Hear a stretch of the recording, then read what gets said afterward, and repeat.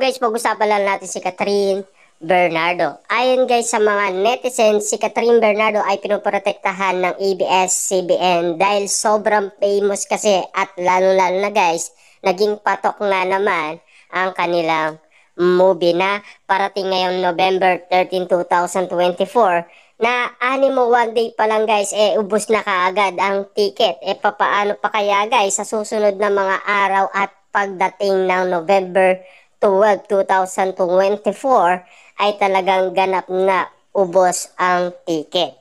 Kita nyo naman guys, no, tinalo nga naman lahat ng mga bagong movie ngayon guys, nina Catherine Bernardo at Alden Richard dahil mas gusto ng mga tao ang movie nina Catherine Bernardo at Alden Richard dahil matagal na nga naman nilang inaabangan ang nasabing part 2 ng Hello, Love, Goodbye. Dahil matagal na nga naman nilang nire-request ito.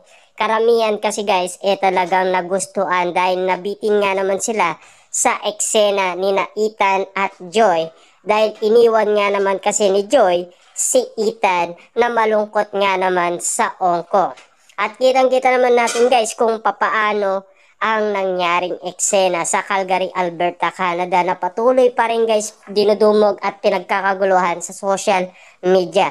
Patuloy nga naman guys pinipestaan si Catherine Bernardo ng mga basher na bumabatikos sa kanya, pero alos tahimik lang naman guys si Catherine Bernardo at hindi naman nagsasalita. Pero nagbigay ng reaction umano si Catherine Bernardo at patuloy na nagbibigay ng ayuda sa mga Catdem fans si Catherine Bernardo. Diba?